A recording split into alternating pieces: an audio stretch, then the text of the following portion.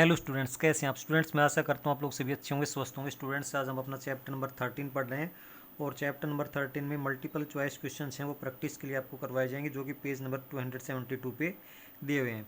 तो स्टूडेंट्स, मैंने आपके लिए 6 क्वेश्चन लिया है। तो इसमें दे रखा है which of the following has no line of symmetry. तो स्टूडेंट्स, इसमें से कौन सा ऐसा है जिसकी कोई लाइन ऑफ सिमेट्री नहीं होती है। तो पहला दे रखा है एन एंगल, तो एंगल की लाइन ऑफ सिमेट्री होती है, ठीक है। एन आइसोलेस ट्रायंगल, तो आइसोलेस ट्रायंगल की भी लाइन ऑफ सिमेट्री होती है। और इसमें सी पे दे रखा है ए पैरेललोग्राम और डी पे दे रखा है सेमी सर्कल। सेमी सर्कल में भी लाइन ऑफ सिमेट्री होती है। तो पैरेललोग्राम की कोई लाइन ऑफ सिमेट्री नहीं होती है, ठीक है।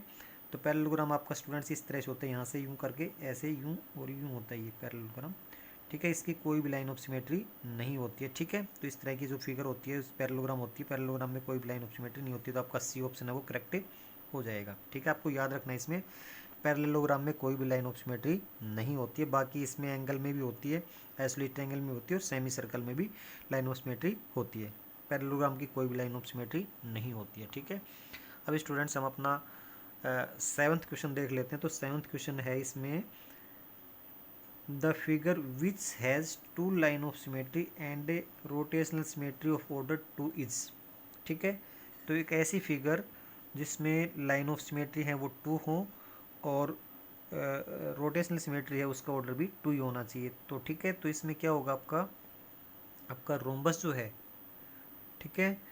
तो रोम्बस में क्या है, लाइन ऑफ सिमेट्री आपकी कितनी होती है, 2 होती हैं, ठीक है। रोम्बस में लाइन ऑफ सिमेट्री कितनी होती है, 2 होती हैं। और उसमें जो आपका रोटेशनल सिमेट्री है उसका ऑर्डर भी 2 ही होता है, ठीक है।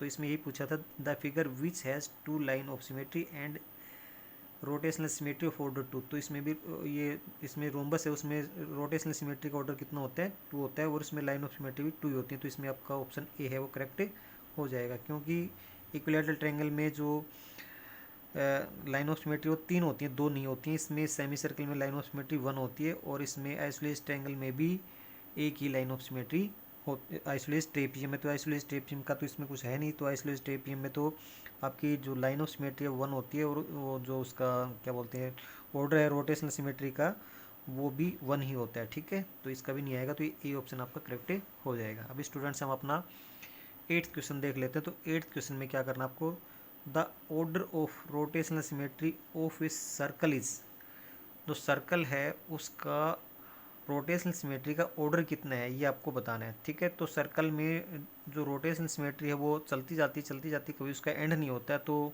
रोटेशनल सिमेट्री का ऑर्डर है सर्कल में वो इनफाइनाइट होता है। तो स्टूडेंट्स, इसका डी ऑप्शन करेक्ट आ जाएगा, ठीक है। इसमें ये भी याद रखना है कि जो सर्कल का रोटेशनल सिमेट्री का जो ऑर्डर है वो कितना होता है, इनफाइनाइट होता है, ठीक है। इसमें आपको याद ही रखना पड़ेगा। तो अब हम अपना क्वेश्चन नंबर 9 जो है वो देख लेते हैं। तो क्वेश्चन नंबर 9 जो है, the list angle of rotation of a regular pentagon is. ये रेगुलर पेंटागन है। रेगुलर पेंटागन में जो कम से कम जो रोटेशन का जो एंगल है वो कितना होता है। स्टूडेंट, सबसे पहले मैं आपको रेगुलर पेंटागन का बताता हूँ। एक ऐसे पेंटागन जिसमें सारी साइड और सारे एंगल बराबर होते हैं, तो रेगुलर पेंटागन होते हैं। रेगुलर इसके साथ जोड़ रखा है ना, तो रेगुलर पेंटागन हो गया। अभी पेंटागन में या भी कोई भी रेगुलर पॉलीगन है, ठीक है, तो उसमें रोटेशनल सिमेट्री जो है उसका ऑर्डर कितना रहेगा, ठीक है।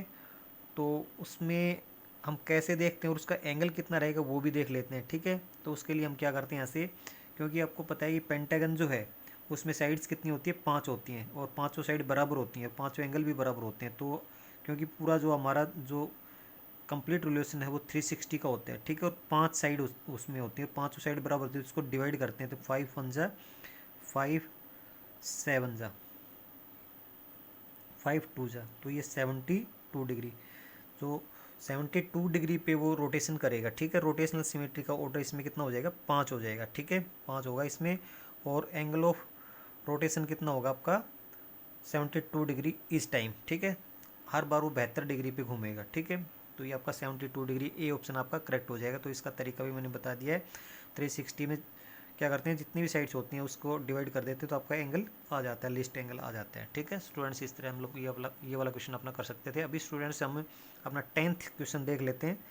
The order of rotational symmetry of regular octagon is. Regular octagon का जो ऑर्डर है रोटेशनल सिमेट्री का वो कितना होता है, तो वो भी अभी जैसे ऊपर मैंने फार्मूला बताया उसी से हो गया, क्योंकि आपका कंप्लीट लिवेशन है वो 360 पे होता है, पूरा एक चक्कर 360 डिग्री पे होता है, और रेगुलर में ही चलता है, regular, octagon, regular, pentagon, regular, hexagon, उसमें सभी में चलता है ये। तो ऑक्टागन में साइड कितनी होती है, 8 होती हैं, ये पे 8 साइड होती हैं, तो 8 साइड होंगी, तो 8 साइड होंगी, तो उसमें आपके 8 ही रोटेशनल सिमेट्री का ऑर्डर कितना होगा, 8 ही होगा, तो यहाँ पे 8 आ जाएगा इसका। और अगर एंगल पूछा जाए तो एंगल के लिए हमें क्या करना पड़ेगा, इसको 8 से डिवाइड करना पड़ेगा, तो 8 से डिवाइड करेंगे तो कितना 45 डिग्री पे, तो हर बार जो रोटेशन होगा वो 45 डिग्री पे पहले जैसा ही हो जाएगा, ठीक है। तो उसमें 40, अगर एंगल पूछा जाए तो 45 डिग्री का होगा, और रोटेशनल सिमेट्री का ऑर्डर पूछा जाए तो वो कितना होगा, 8 होगा, ठीक है। और एंगल ऑफ रोटेशन पूछा जाए तो 45 डिग्री होता है, वो आपको मैंने बता दिया। अब स्टूडेंट्स हम लोग अपना होमवर्क का देख लेते हैं। तो होमवर्क में हमें क्या करना है, solve multiple choice question of chapter number 13 in rough notebook, जो कि पेज नंबर 272 पे आपके दिए हुए हैं। Thank you students.